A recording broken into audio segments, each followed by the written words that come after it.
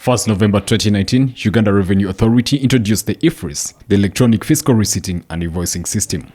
Once a transaction is initiated, EFRIS encrypts the fiscal data and transmits it to the taxpayers system. Users can then print the electronic receipt or electronic invoice. URA says the system checks under declaration, non-issuance of receipts, inconsistent and incorrect supply of gazette goods, and bookkeeping standards in business. On 1st January 2021, the system came into effect. On Monday, the enforcement kicked off with a stop on Capital Shoppers in Tinda before spreading to other stores. Left-hand menu, hover, and it will give you two options: first-time registration and first-time applications. First-time registration is where you do your first-time registration application, and first-time application is where your applications for first-time registration are kept.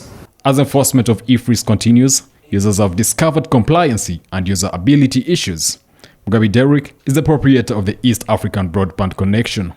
Well, it was a good move for URA to move from the traditional to the EFRIS or online type of invoicing. And it could be helping both the clients and URA. Okay, for our client side is now, even those companies that have not been keeping records straight can now have something to look up to at the end of the month. You know, you sold this much because you used the system.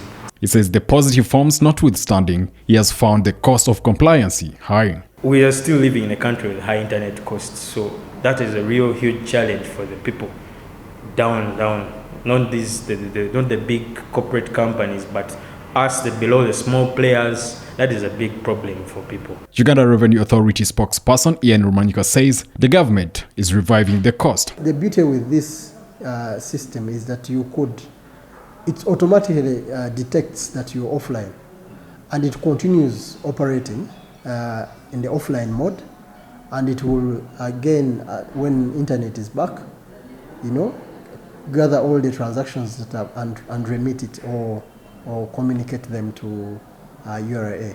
So it was designed in a way that we know that internet may be off. So when it's off, it can operate offline. The system has a security feature known as the one-time password, OTP, applicable to taxpayers with access to a telephone or email contact registered with URA. The prompt to send the OTP by email or SMS has a minute's delay. The OTP expires after a specified period, 24 hours, meaning at every login, the taxpayer requests another OTP. The user is required of an application programming interface, API, that connects to the system. The taxpayer generates an invoice in XML format.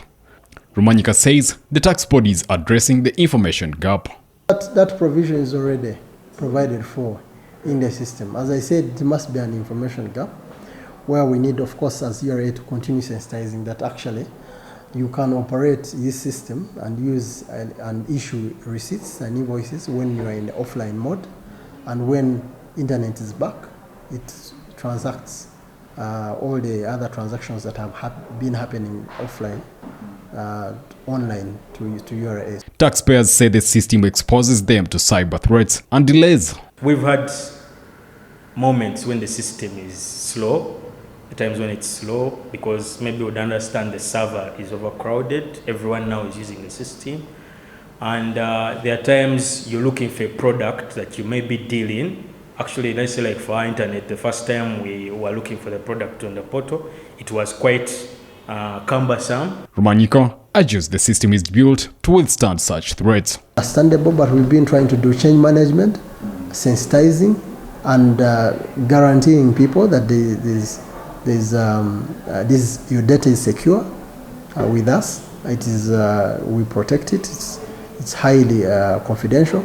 We are not using it for any other purpose. It's for you to transact and make sure that you pay the right dues that you ought to pay URA. As the world is becoming digitalized, modern problems are requiring digital solutions. One of those being the electronic fiscal receipting and invoicing system. It stands between URA and the business sector to check on the invoicing, declaration, and valuation, plus filing for taxes issues. My name is Uganda Revenue Authority.